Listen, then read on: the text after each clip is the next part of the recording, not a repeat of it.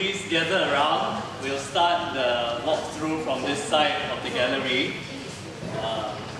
This is supposed to be come closer please. This is supposed to be quite an informal, casual thing.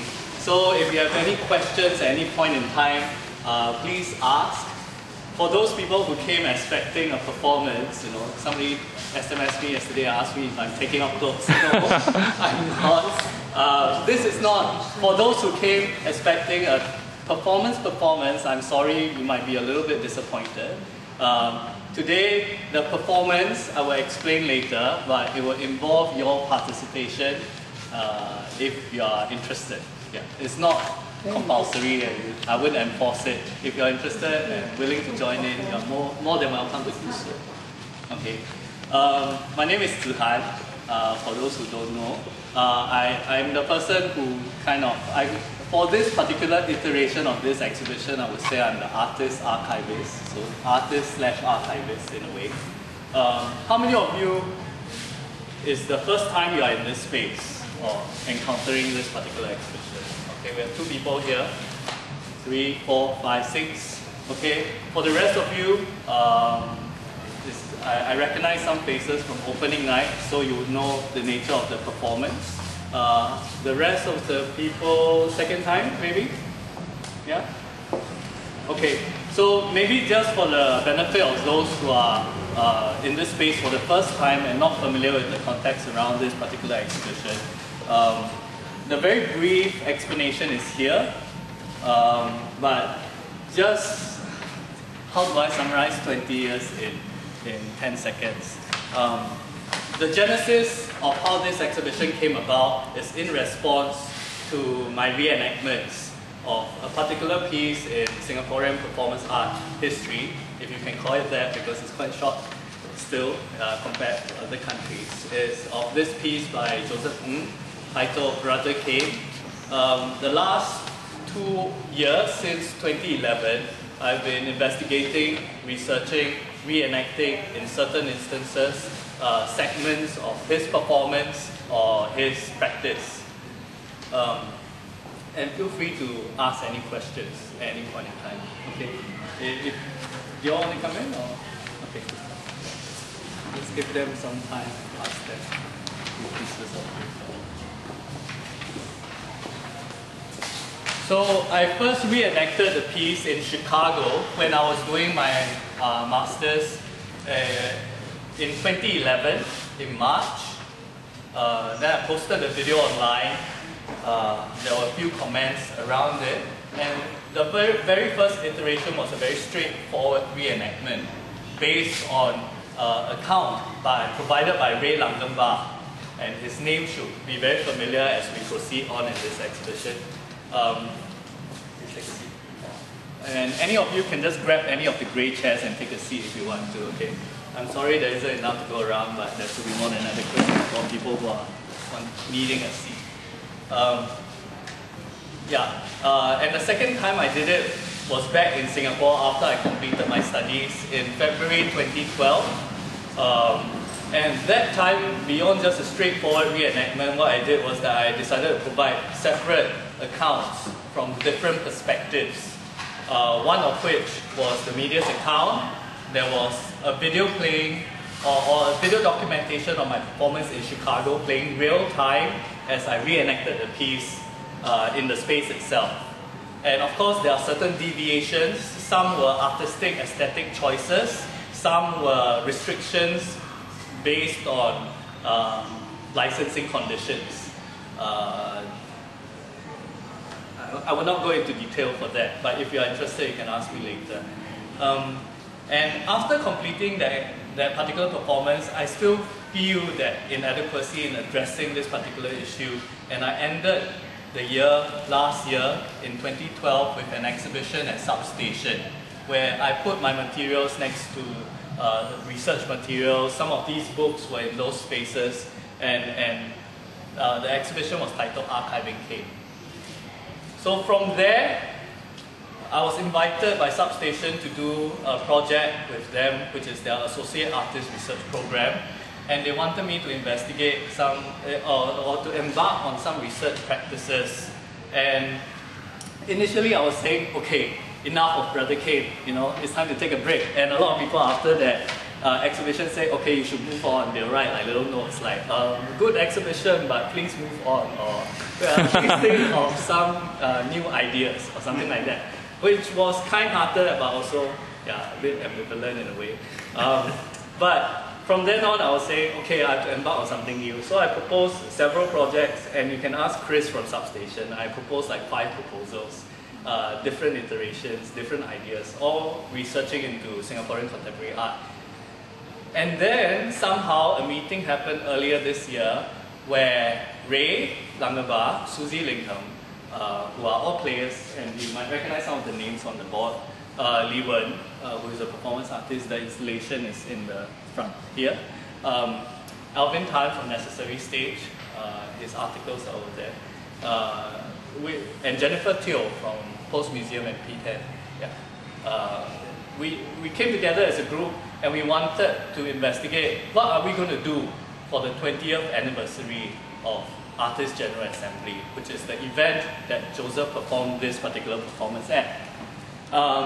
And there was a lot of discussion, should we commemorate it? Is it our responsibility? Do we have the right to? Who are we to speak about it? Who are we leaving out from the conversation? And it was a virtual email conversation. At the same time, we arranged one particular meeting in a Substation classroom. And everybody was like, yes, let's do something, let's do something. Then of course, with all good-hearted initiatives that have no financial backing, things kind of fizzled out after the discussion. But what was important was there was this initial interest. And I wondered to myself, what can I do within my own capacity? What sort of means do I have? At that point in time, I was offered the research program fund. You know, I had this archive with me. And I think it's important that people see this archive. Then the question became, how do I present it? How do I talk about it? How do I make it accessible yet not reductive? And what you see today is the negotiation and the presentation of that negotiation or that struggle and that conflict. Yeah. I hope it clarifies a little bit. Any questions at this point in time? I'm a teacher at SOTA, so I go into this like mode of like asking for questions.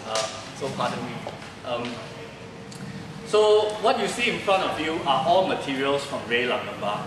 Ray Langenbach is a performance artist and academic. He wrote his entire thesis that earned him his doctorate around this particular incident. It's titled Performing the Singapore State from 1988 to 1995. It's a very, very important piece of text. It's contentious. Of course, with any account of history, it's from a single person's perspective, or at most a couple of people's perspective. So I approached this text with gratitude because someone was writing all this down and recording it in history, but at the same time also with a little bit of suspicion. Immediately the first question everybody asks Ray usually is, what right do you have as a person who is not indigenous in a way, as if we are indigenous to Singapore, right? But what right do you have as a migrant from Boston, America, coming to Southeast Asia to talk about Southeast Asian art?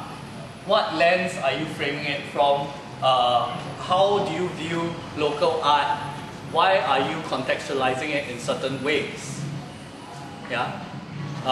And as a result of that, Ray was very, very conscious, and it was part of his performative practice to be very aware of his position as someone who is an outsider. Okay? And for me, when I discovered this particular text, which he wrote in 1995, he was having a very heated discussion with Simran Gill. Simran Gill now has left the country. She's based in Australia. She represents Australia in this year's Venice Biennale. She has the Australian Pavilion, yeah, dedicated to her.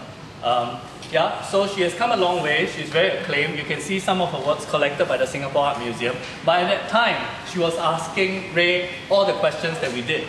which is what right do you have to talk about Singaporean or Southeast Asian art? And as a result, Ray, in his very self-critical, self-aware, sometimes even overly self-critical way, would perform this apologia. Okay? And it starts out, the finest kind of propaganda reveals itself and thereby works invisibly, penetrating into every cell of life in such a way that the public has no idea of the aims of the propagandists. It's from Joseph Goebbels. I'm not sure that I'm pronouncing it right. Okay. Then he follows it up with a quote from Guy Debord. All usurpers have shared this aim to make us forget that they have only just arrived. Okay. And this piece is titled Apologia by Ray Langenbach. Thank you. I'm so glad you have raised the problem of my agency as a white American at this conference. Speaker puts on a Bill Clinton mask. Here in post-colonial Southeast Asia, I'm constituted by you as a propaganda object. I constitute myself as a propaganda subject, an emissary of my own national state apparatus. My function here is to propagate the ideology of the American state. As a performance artist, my ostensible, pardon my pronunciation, purpose is to inform and conscientize. But I exploit your expectations and the self-critical form of my performances to transmit the values of my culture. This performance demonstrates my position, telling you that my speech is propaganda in no way lessens its ideological effect. In fact, the apparency of reflexivity enhances its effectiveness. Since my arrival, I have presented myself to you as an outsider/insider, an outsider, an onsider. Strategically, I proclaim my allegiance with those of you here who constitute your power through a strategy of dispossession and marginality to the state power.